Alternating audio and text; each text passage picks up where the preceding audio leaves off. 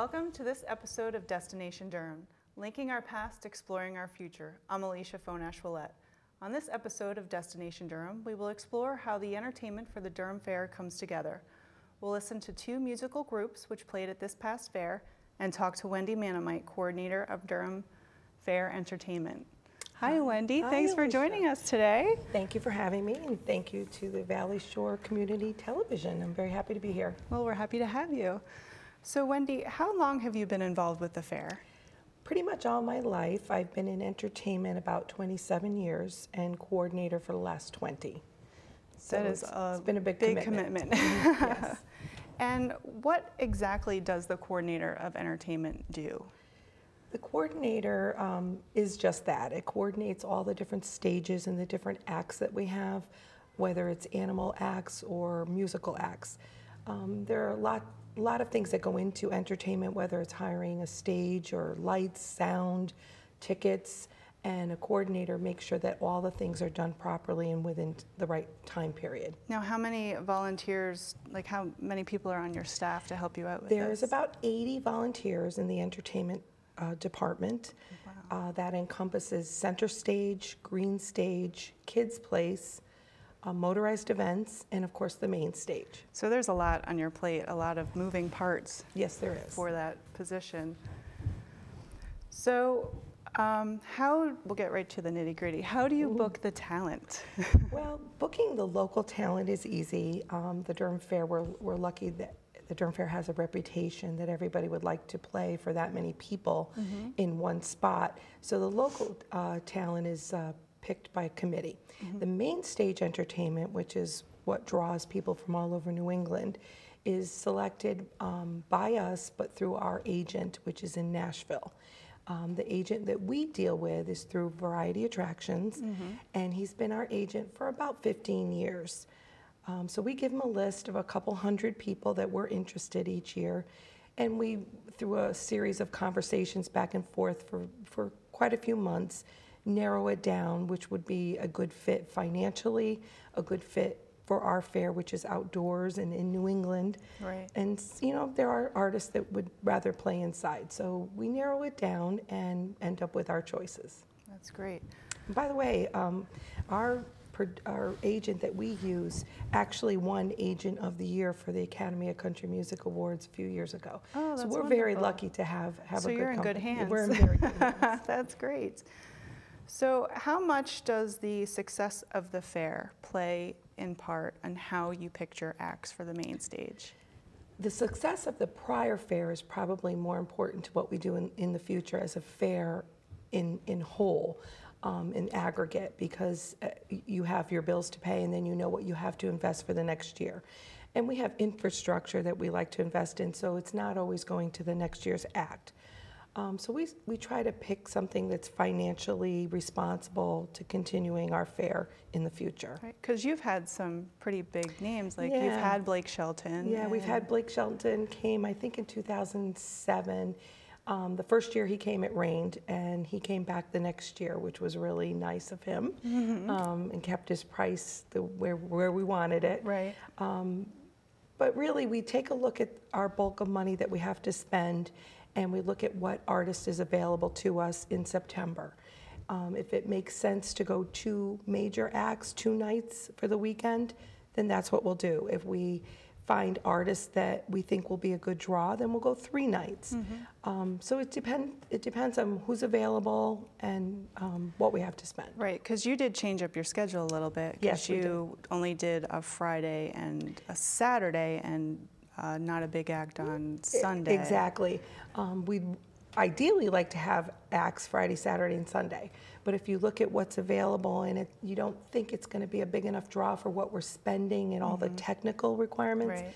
then maybe go to 2 acts and have a bigger draw on those 2 nights. Right. So what happens if you get an act that's not very cooperative? Happens every year. Well, to start, our agent is very cognizant of the fact that we're a volunteer fair, that we are not paid help. However, that being said, our staff has been around about 20 years. So they're all very professional in what they do. We are very selective in the volunteers that we have, especially with main stage. We really don't want somebody there to meet the artist or that thinks they're going to be the next coming and they want to slip them their CD while they're there. We have very professional volunteers working with the acts. And as such, we've had some difficult ones, and we just handle it like any other professional would. That's great. So how do you pick what act goes on what stage? Because you mentioned you have the main stage, you have the center stage, and you have the green stage. So how do you coordinate that scheduling? Yeah, that's kind of where my role as coordinator comes in. We look at all the bands that we want to perform locally, and then we take a look. If on the main stage on Saturday night, let's say, for example, is a country music act, then we'll really try to put a rock act on the green stage and a jazz act on center stage or something different. So there's always some type of music for everyone. Just to mix it up. Right. We look at it 30,000 feet and try to move parts around. Right. So what is your most favorite celebrity story? Ooh, I probably can't say it on TV, but I think it was probably Blake Shelton. When he came and it rained, he was not going to perform, and of course you still have to pay everybody. Right. We were very sad, we canceled the show, but we asked him if he could just stick around and meet some of the directors and some of the fans that were waiting in the rain, and he agreed. He came in the tent and met with everybody who waited to see him in line and have a picture, and he stayed even longer than he would have if he performed. Right. So I think that said a lot for Blake Shelton. We were very happy about that. He was very accommodating. Yes, he was. Well, I'm sure it gets a little nerve-wracking when it's raining and you're out in the open like that with all your equipment and mechanicals. And yes, and it's nerve-wracking for us as a fair. We don't want to put anybody in danger. That's our number one, is public safety. So there are times where it's just sprinkling, and you're thinking that the clouds are going to go away, and you might get the show show on stage. So there's a lot of stress involved. Right, right. So what is your biggest challenge as coordinator? Probably the weather, and dealing with the weather, traffic, getting the artist in and out, and because when the artist themselves is coming into the fair, that's also when probably 20,000 people are also driving to the fair. Their bands are obviously there early doing sound checks. So it's getting people and things in and out of the fair on a timely basis. Right. Now, how did the talent show? Because that's always a popular item at center stage. I love it. There. The talent shows, it's like our little baby. We started that probably 12 years ago, just hoping that it would become what we expected it to become, and it did. It's very popular. It's on our center stage. We actually chose the center stage over main stage because center stage is right smack in the middle of the fair. So anybody walking all around can stop in and take a look what's happening on center stage. We have tryouts, so if anybody would like to mail in an audition tape or a letter of interest, please do. Mail it to the Durham Fair. We have tryouts, and we narrow it down to about 10 or 11 finalists. And we give cash prizes and trophies, and it's always very fun. That's great. And we're going to take a look at one of your entertainment performers, Beth Boord Salva. She came into the studio, and she actually had her debut performance at the fair. She stopped by our studio and recorded a session, so let's have a listen.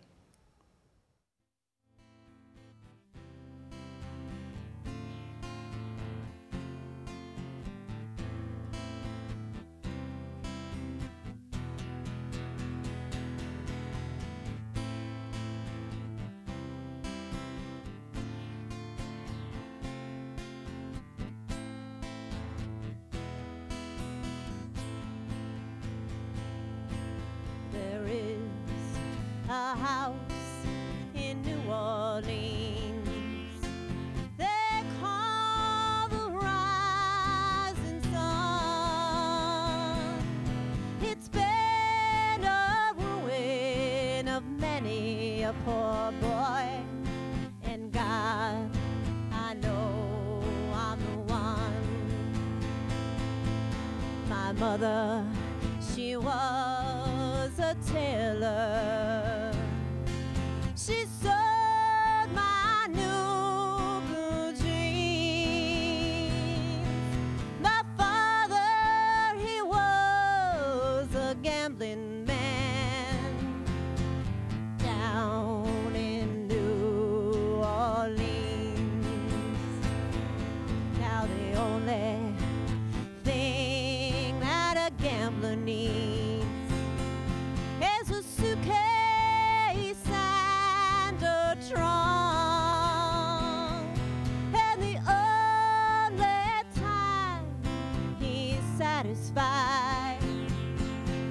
is when he's on the drunk. Oh, mother, tell your children not to do what I have done. Spend your lives in sin and misery in the house of the rising sun. Well, I got one foot on the platform, got the other foot on the train.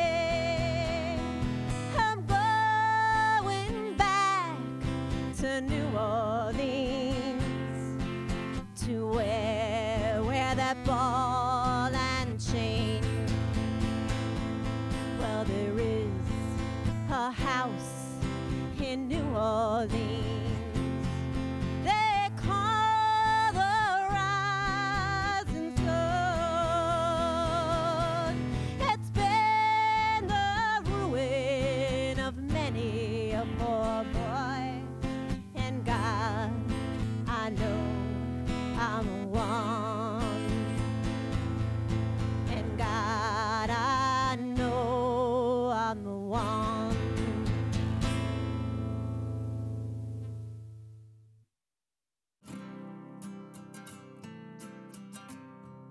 Every day across America, excess food is gathered by a network of good people at local food banks, giving hope to millions of children who struggle with hunger.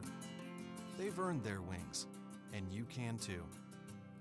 Together, we can solve child hunger. Support Feeding America and your local food bank at feedingamerica.org.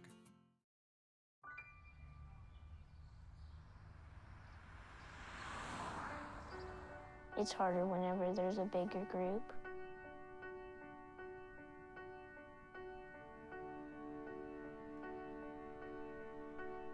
Pretty much a good day for me would be people leaving their hands off of me. I'm always called names. Everywhere that I go, there's always someone calling me names, calling me gay. I've been choked, thrown up against a wall, punched.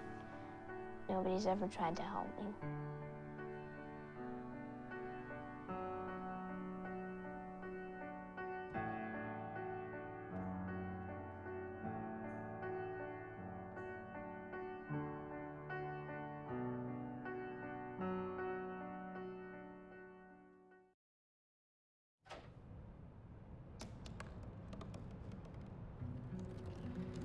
They said I couldn't dream. Called me a piece of trash and swore that's all I'd ever be.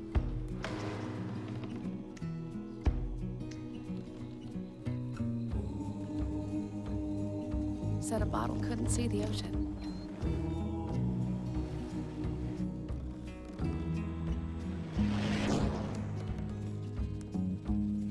Give up.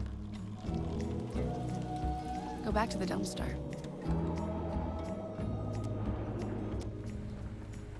But I didn't listen. I made my way.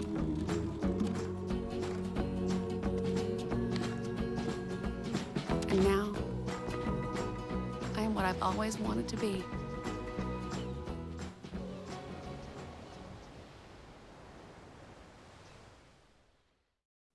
Welcome back. Our next segment features a live performance from the Durham Fair stage called the Bonesmen.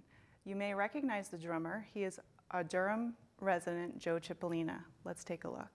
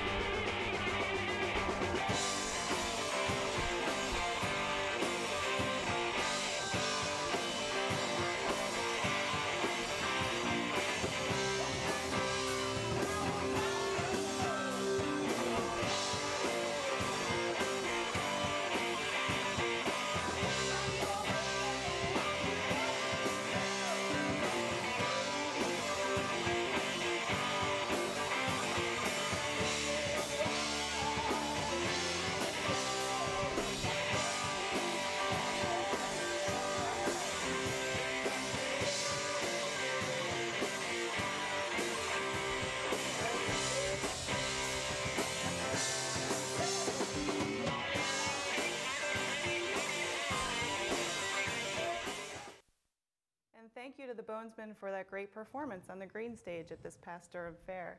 So we're still here with Wendy, and we are discussing entertainment at the Durham Fair. And Wendy, how do you switch gears between the concerts and motorized events and managing the kids' place? I mean, there's so many little spinning wheels there. There is a lot of spinning wheels. We have to say that our volunteers are very energetic, very knowledgeable about what they're doing, and I think that's why it all works, and they stick around. They've been the same folks for many, many years, and they get excited.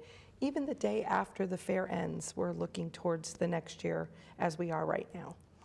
That's great. And do you see yourself making any kind of changes or expanding main stage area to accommodate? It seems like every year there's more and more people that attend the Durham Fair. Yes.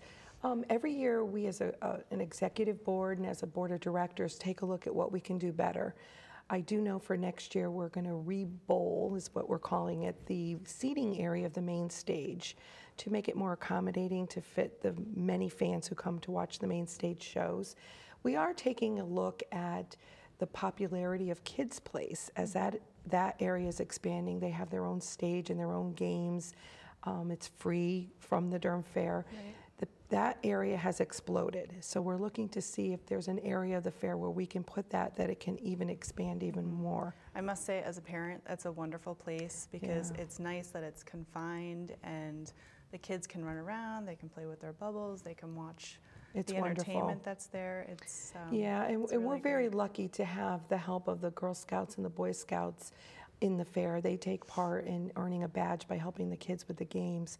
So everything is really fitting into place. We have a mini pedal tractor pull in Kids Place, which again is very popular. Their favorite. Yeah, we could do it all day. Yes, it's very the kids good. would too. Yeah. Yep. So how, now you said you're in charge of motorized events as well. Yes. So how has that been working out for you? Because it used to be in the middle of the fairgrounds and now you're over where the pull ring used to be. Yes, for safety reasons and to expand where the viewing area, we moved it to the edge of the fairgrounds. I think it was a very smart move. It is just immensely popular. You go over there to watch, you can't fit another person on the hill. It's very popular. They do a very nice job, and this year we're looking at how we can make that even better and more accommodating to the fan and the truck puller. So. Are you going to add any other motorized events other than the Derby? No, we're looking at maybe swapping out some or switching from year to year different, because there are different classes and everybody wants to be part of the fair. It's kind of like the bands. Right. You know, they can't always come every year and we only have so many spots. So if we can change it up from year to year, it's a good thing. Right. So where do you see the fair going in the future? I don't see it getting bigger in size. I see it getting better. I see us refining things, making it more safer, trying to really look at the fan as we go to our future, and which has been a focus, particularly the last 2 years. So I'm very proud of that fact. We don't have to be bigger to be better. And I'm going to ask the big question. Do we have a big act for next year? So far, here we are in December, and we've already gotten our Friday night act for the Durham Fair of 2015, and I'm very, very happy to say it's Martina McBride. That's wonderful. And we are psyched. She's a wonderful performer, and I've heard a wonderful human being, so we're very happy to have her. That's great. And is she going to be your Friday night act? She's Friday night. We're working on Saturday and Sunday now. So if you have any suggestions, do you sing? Absolutely not. No. And we can't forget all our local acts, friends of the fair, like the Bonesmen, who we just saw in a clip, and Beth Boord Salva. We've got Sister Funk down here in the Shoreline, the Zingers, Jackson Hill. We've got Skyline Drive, the Monti Brothers, a lot of great local bands that we consider friends of the Durham Fair. That's great. Now, have you ever had to turn anybody away because you've had too many people to accommodate your weekend schedule? I think that the ticket areas have had some issues, but not in entertainment. We'll fit you all in. That's great. That's wonderful. Well, I want to thank you, Wendy, for taking the time to talk to us today. Oh, thank you. And taking the time to travel down here to our studio. This is wonderful. Very nice. Very accommodating. That's great. Well, I think we learned a lot about the Durham Fair. Okay, anytime. Thank you very much. And as we sign off for this episode, we will leave you with a preview of our next show, Talk of the Town, a community discussion hosted by our sponsor, CVEF, and another studio performance by Beth Boord Salva. Thank you for joining us for this episode of Destination Durham.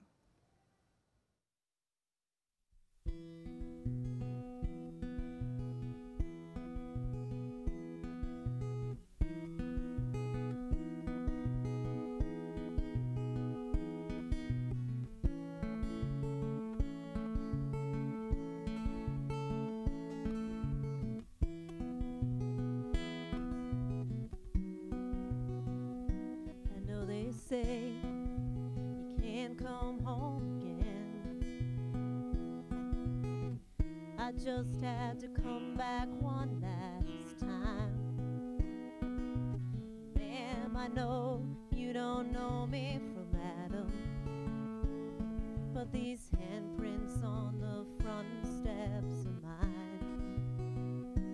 And up those stairs in that little back bedroom where I did my homework and learned to play guitar. And I bet you didn't know, but under that live oak, my favorite dog is buried in the yard. I thought if I could touch this place or feel it, this brokenness inside me might start healing. Out here it's like I'm someone else. Thought that maybe I could find myself. If I could just come in, I swear I'll leave. Won't take nothing but a memory from the house that built me.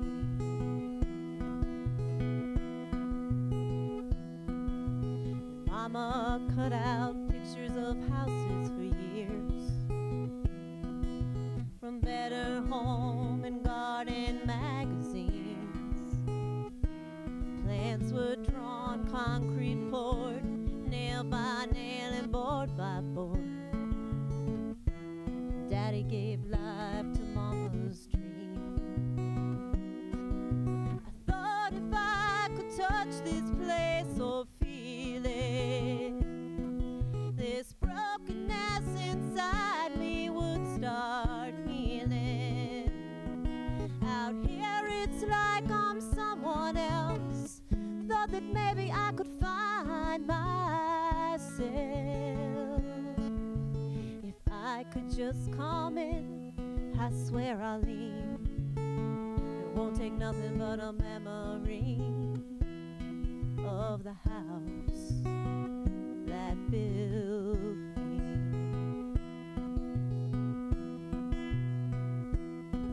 You leave home, you move on, you do the best you can. I got lost in this world, I've forgotten who I am.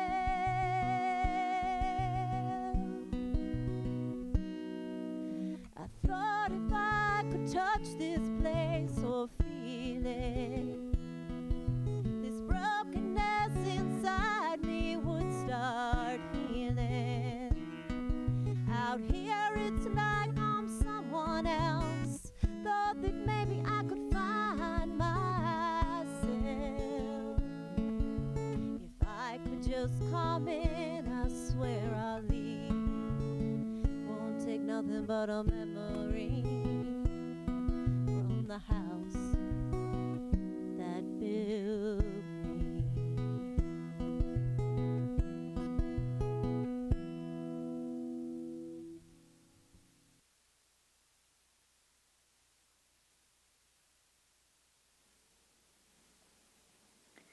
Coginchaug Valley Education Foundation presents Talk of the Towns.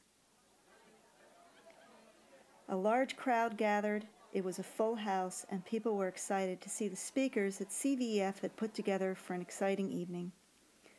Leslie Boyan, children's author,